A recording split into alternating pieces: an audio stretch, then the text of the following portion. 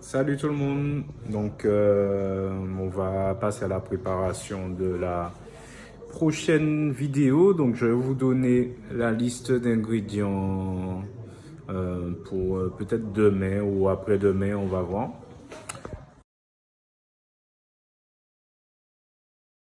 On fera pour la prochaine vidéo une tarte citron meringuée. Donc je vais prendre ma petite chaise pour vous expliquer tout ça. On va faire une pâte sucrée. Mais la pâte sucrée, en général, on met la farine, on va mettre le beurre si on l'a fait par la méthode du sablage. Là, on va utiliser une méthode différente. C'est pour ça que j'ai mis dans cet ordre-là. C'est-à-dire qu'on va mélanger notre beurre, notre sucre glace, notre œuf, peut-être un peu de vanille, et ensuite on mettra la farine. Donc je vais vous expliquer tout ça demain.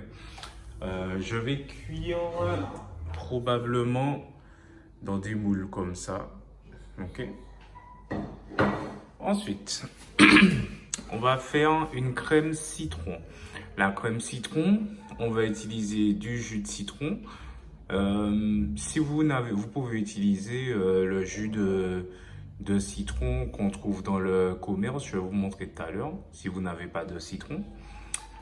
Un œuf, enfin des œufs, des jaunes, du sucre. On va mélanger tout ça, on va faire cuire sur le feu comme une crème pâtissière. Et après, une fois que notre mélange aura la bonne consistance, on va rajouter notre beurre.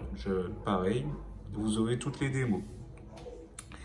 Pas de tarte citron meringuée sans une bonne meringue. Donc la meringue très riche en sucre pour 100 g de blanc d'œuf. On va voir si on met 100 g ou pas.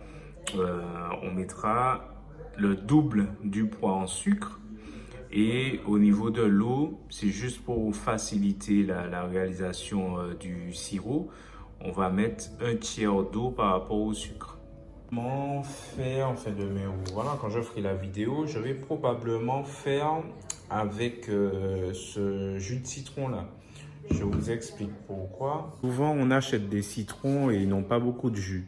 Donc, c'est pour ça que ce jus de citron-là, c'est une bonne alternative. Donc, ça vous permet d'avoir quand même une bonne crème. Après, on va voir. Peut-être que dans la recette, on va voir comment ça avance. Peut-être qu'on fera une petite gelée de citron ou un coulis de citron. On verra avec du citron jaune ou du citron vert pour apporter un peu d'élégance qu'on mettra sur la meringue italienne. Donc on va voir comment on s'y prend. Qui dit meringue italienne dit chalumeau. La meringue italienne, on va la brûler légèrement. Ok, comparé, quand on fait une meringue française. La meringue française, c'est celle qu'on va cuire au four. Et là, la meringue italienne, vous allez voir, donc c'est très technique. Vous aurez besoin donc de votre chalumeau pour la finition.